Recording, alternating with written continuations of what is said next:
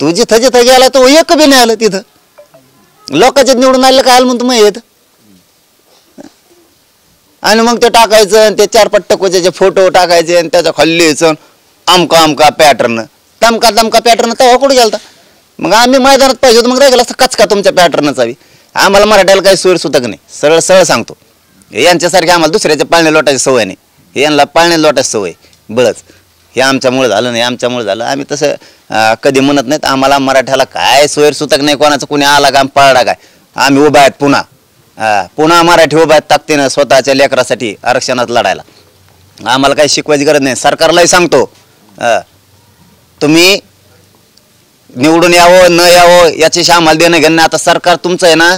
मराठा आरक्षण लवकर द्यायचं बेमानी करायची नाही अजिबात मराठ्यांशी.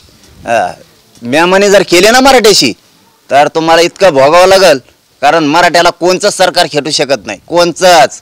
एवढा दम आहे आमच्या मराठ्यात. तुम्ही ते आम्हाला सांगू नका इतके कोणाचे आले आणि तितके कोणाचे आले. मी आणि माझा मराठा समाज मैदानातच नव्हतो. मी आणि माझा मराठा समाज मैदानातच नव्हता अजिबात. त्यामुळं काय कोणाचं आम्ही मैदानात नाही मग बोलत होय. समजा नाही का ते एखाद्या रडका असतं बघा गावात ते हमेशा माणसं घरी नसलं की आरडत तसं आम्ही मैदानातच नाही. काय आवडतो आम्ही पाहिजे होतो ना. मग तो दम हे बघितलं असतं आम्ही बी. आम्ही नाही तर काय वळवळ करतो कशाला छाती बिडीतो उगत कशाला मोठे पण दाखवतो तो लोकाला. तो अवकात सगळ्याला माहिती आहे काय आहे ती. त्यामुळे आपण आपल्या अवकातीत राहिलं पाहिजे. आणि सरकारला जाहीरपणानं सांगतो तुम्ही मराठा आरक्षण तातडीनं द्यायचं नसता मराठी पुन्हा छाताडावर बसणार आहे. सरकार फारकार असे किती काही आतात आणि मराठी गुडघे टेकावं लागतात कुली देत रोज. आमच्याशी बेमानी करायची नाही. सामूहिक आमरण उपोषण बसणारे तुमचं सरकार स्थापन केलं की आम्ही बैठक घेऊन लगेच तारीख डिक्लेअर करणार आमच्यासुद्धा सामूहिक उपोषणाची. आमच्यापासून आम्ही आमच्या लेकरांपासून त्यांच्या भविष्यापासून कधीच लांब जाऊ शकत नाही. कोणाचं सरकार येऊ द्या आम्हाला काय देणं घेणं नाही. सरकार आलंय त्याबद्दल त्यांना शुभेच्छा.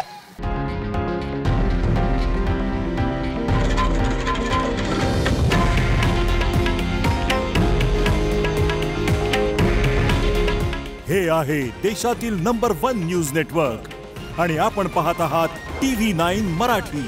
काळजी तुमची, हित महाराष्ट्राचं.